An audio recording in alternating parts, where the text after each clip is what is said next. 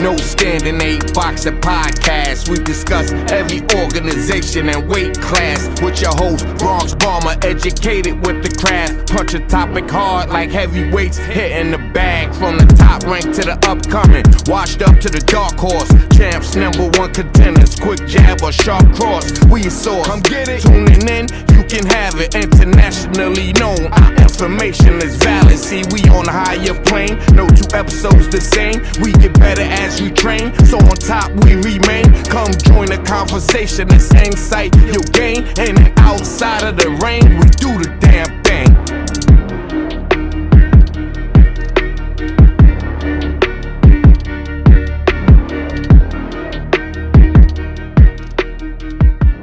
Fight fans, welcome to another edition of No Standing 8 Boxing Talk, powered by New York Fights. New York Fights, New York boxing news, combat news with a New York style edge to it. And today I got a very hot young prospect by the name of Jeovanny Estela. Did I say that right? Jeovanny? Yeah. All right. 11-0 with 3 knockouts. He's going to fight next week on CBS Sports, next Friday, CBS Sports, from live from Orlando, the Caribe Royale Resort Hotel. Jeovanny, how are you doing? I'm doing good. How about yourself? I'm doing good, man. Excited to talk to you, man. I've seen you fight a few times, man. You got some skills, man. Thank you. That's all thanks to my coaches, for sure. For sure, man. But unlike me, I'm 5'6". You stand 6 feet tall, man. That's not typical for Puerto Ricans, man. Yeah, I'm like 6 foot, 6'1.5".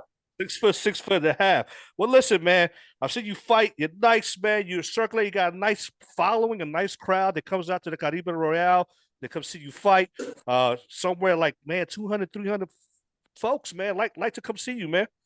We're blessed to have a good fan base here in Orlando. So this would be around my 9th fight in Orlando. So we're always fighting home, and then we're looking out to branches to New York, to Puerto Rico, fight on the West Coast too. So absolutely, man.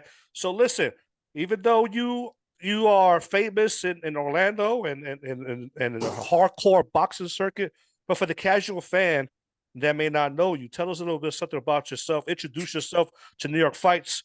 I think this is your first time with New York Fights, so introduce yourself to our readers. Tell them who you are, where you come from, your humble beginnings, who's your trainer, how you got into boxing, all that jazz. So my name is Jeovanny El Rayo Estela. That means the lightning. I started boxing around 8, 9 years old in a boxing gym, and around 4 or 5 years old with my father here and there. And my father is actually my head trainer. He's the one that started this boxing journey with me.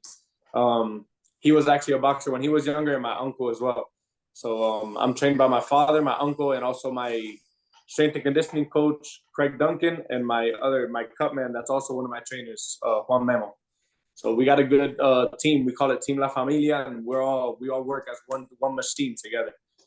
I did around 78 fights in the amateurs, and I went 67 and 11. And as a pro, now you see 13 years later, I'm 11-0. Yeah, man.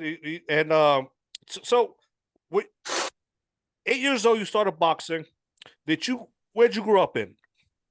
I grew up in Orlando, Florida. Born and raised in Orlando. You're born and raised in Orlando. And, look, Florida is big on a lot of sports. Boxing is big down there. But bigger sports are baseball, football. What made you want to box? I actually started with baseball. Believe it or not, I started with baseball younger than 8 or 9. And we played around 4 or 5 seasons, did the travel ball teams and stuff like that. And I got into boxing around 8 or 9 years old in a boxing gym. And I was in baseball at that time, playing in tournaments and stuff like that. And I really liked it. We started doing it for the training. Then I developed a stronger liking to it. I wanted to fight, stuff like that. So after around 2, 3 years, maybe 3, 4 years of doing baseball and boxing simultaneously, we stopped doing the other sports, because I got into baseball and boxing while I was doing, baseball, basketball, and boxing at the same time. So then we started cutting stuff. So when we started getting serious in boxing, we cut off the other sports. Outstanding. So you have a pretty decent amateur, experience. 78 fights. That's pretty decent. Tell me who did you share that the amateur is a small world, man. You rub elbows with some guys. Who are some of the fighters you rub elbows with in the amateurs, or who did you fight in the amateurs? I've shared the ring with a good amount, whether it's in sparring or fighting. But most of it is sparring. A couple guys I've fought with, but most of the good work I've gotten is sparring. Like Xander Zayas, Marcus Valle, and Travius Ingram from Florida. Another one named Christopher Pitufo, Nestor Bravo, a bunch of the guys from Florida and around the states. I've gotten some good work with all of them. That's a nice little stable of fighters to be around, man. I interviewed Nestor Bravo, man. He's a very good fighter, man. Very good, humble too. Humble too, yes, very, very. So listen, man. So you're cruising along. Tell us that decision, man. I ask every fighter this. There comes a point in time where you have that hard talk with your team. What was the decision to say, man, it's finally time to go pro? We were looking into it because I think we had a tournament coming up. We had Golden Gloves right before coronavirus, and we had made I think we had a fight, and then we had that next weekend we had Golden Gloves, and we were gonna fight, and the coronavirus hit. So right when we were about to go do Golden Gloves, just before the pro debut, we were thinking about pro debuting at the end of the year. That hit, so that kind of stopped all the amateur boxing, and we said, "Now we'll go pro after around 80 fights amateur, number one in this, number one in the region." So we said we got our fair amount of experience. Let's get some more experience in sparring with these guys that I mentioned to you, and go get ready for the debut. And the debut came, and obviously you won. What was that like? What was it fighting like to start getting paid for your craft? Oh, it felt real nice to do what I've been doing for 13 years, but now they pay me. But also that debut was very special in my hometown of Orlando with all my fans, family, and friends. It was a packed house, just like it always is when we fight in Orlando. They throw very good shows over here. And did you sign with a management promotional company on the inset, or you self-promoted? So I have my manager, that's Mike Leonardi, and I'm signed with BoxLab Promotions. BoxLab Promotions. Okay. All right. So listen, you're cruising along, and you're undefeated, and you started recently to step up the game, man. You have taken on some tough opposition. You had 2 fights ago before Saul Corral. You had a very rough fight, man. This guy was roughing you up, man, hitting you in the head. How has your development? How do you see your development coming up? And that fight, you were criticized for being a little cautious, waiting for from Paulie. But then around in the middle of the rounds, man, you started going toe to toe and bang with this guy. So people see you initially, they see the height, they see the length, and they think that you're not a banger, man. No, I like it. So I wasn't always this tall. When I was in high school, I was around 5'8", 5'7". I was never the tallest one in the house, tallest one out of the family. No. So I got this height when I got out of high school, and then I started fighting at 141 and 152 when we couldn't make 141 in the amateurs. We took 152 for a couple of years, finishing number 1 in the States and stuff like that. But that means when I was 5'7", 5'8", I like banging inside because the people were either taller than me by 2-3 inches or my height. So I could fight inside, outside, lefty, or righty. So I'm a very adaptive fighter. I play by my cards depending on what you throw out in the ring. That's right. And that's kind of like what I got watching you fight. For those of you who see the fight, he's a very adaptive fighter. He can box. You got some good footwork. You can bang. So you got it all. So now that you're going into your 12th fight, you're not fighting a bum again. You're stepping up with each fight. You're stepping up the opposition. How would you describe yourself from the fighter you were in your first pro fight to who you are now? I would say a lot more experienced, obviously in the rounds. Like the box rec shows it. I have a good amount of rounds under my belt for an 11-0 fighter. And out of those 11-0 with 3 knockouts, what box rec doesn't say is that out of those other people that didn't get knocked out, maybe out of those 11, maybe 8 of them have touched the floor, 9 of them have touched the floor. Just 1 or 2 have not touched the floor. So it's not that the power's not there. It's just they get up after a good shot and maybe the timer runs out or one gets disqualified for holding. So stuff like that. Yeah, I saw that too. And, yeah. So So listen, yeah, no, when you throw punches with bad intentions. I have no doubt that the power's there. And when people forget, man, you're only 22 years old, right? Yes. So I you turned still 26 in a couple days too. I turned 23 in a couple days on the 26th. Are you already looking forward to 26? Yeah. So you turned 23. So as they say, you haven't hit your man strength yet, man. That's still away, man. So listen, great, beautiful. Tell us about your opponent. Tell us about your fight next week. What can we expect? So my opponent is Chris Thompson. He's 9-0 from Kansas City. I've looked at a couple videos from him with my team, and we're excited for what's to come. We're ready to do what my team and I have designed, like the plan that we designed, and we're ready to adapt off of that plan. Going off by round. I think this is a well-experienced fighter and my biggest test to date. So, with that being said, with each fight, fighters get better. Win or lose, you learn something in each fight. What is it that you're looking to do differently as you progress in your career?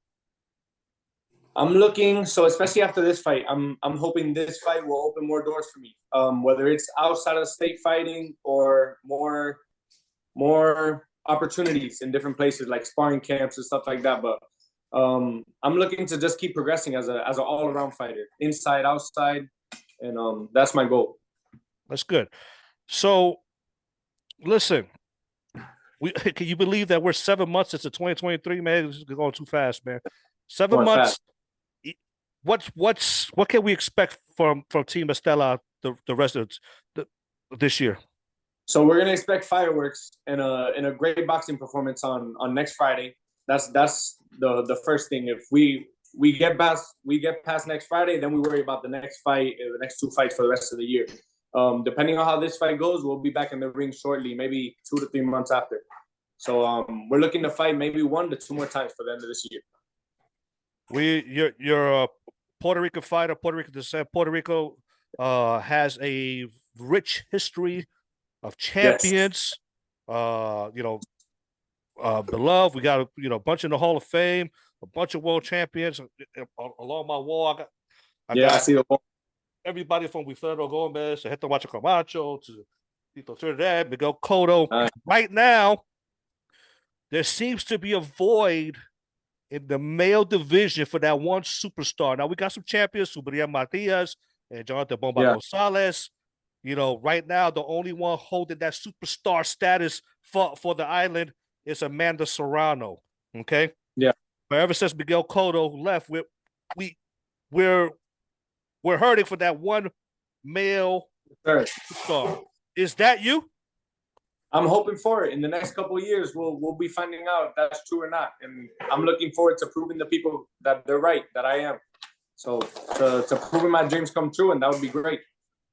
That's good. Why should people watch you fight? What's different about you? What do you bring to the table? They should watch me fight because as they watch the fight, they will see more boxing IQ, lefty and righty switches, and it's just an all-around boxing clinic. That's what we're looking forward to doing. That's what we train for. If the stoppage comes, the stoppage comes. If the stoppage doesn't come, we do a good boxing class. At the end of the day, you guys are human beings, man. You guys do what you do in the ring, but you go home. And I heard, man, that you like to volunteer your time at food banks. Why is that important to you? I actually liked it. We just started that recently, and I went with my mother to the local food bank a couple of times, and it was really fun. It's a good time compartiendo with the people in the food bank. So you meet a lot of people that they would never look at you like you'd be a fighter. And when they find out, their face gets shocked. Why are you here? If you're a fighter, shouldn't you be training and stuff like that? It's really nice, and it's fun to give away that time that I'm not doing anything with it. If I'm not training, I don't have nothing to do with my time. I'm a full-time boxer. So if I'm not training, I got time to spare. Yeah, you can help a few folks along the way. It makes you feel good, Sure. For sure. Listen, so I just heard you say compartiendo. So is that the only word you know, or you bilingual? No, I'm bilingual. I speak well. Good. I can handle myself in Spanish or in English. Good, because you can market yourself in both languages, man. That's very important, For sure. If I'm talking in one language and I get stuck, I'll go to the next language and I'll go back and forth. But that's what we all do, man. So, good Spanish. That's good Spanish, man. That's there's Spanish and then there's Puerto Rican. Yeah, exactly. Listen, man. There's a couple big time fights coming up, and I would like to, get your take on them. This weekend coming up, we got Stephen Fulton versus Inoue. What's your take on that fight? I think Inoue, the monster, Inoue? he's something else. Yeah, I don't see nobody giving him problems at all. All right, okay. And then we got the big one. We got Spence versus Crawford. What's your take on that one? I got Crawford, the lefty righty, the inside outside. He's a great all around fighter. I got Crawford. I got Crawford too. Yeah, I got Crawford too. So listen, man, I appreciate your time. I appreciate talking to New York Fights, man. I wish you all the best moving forward.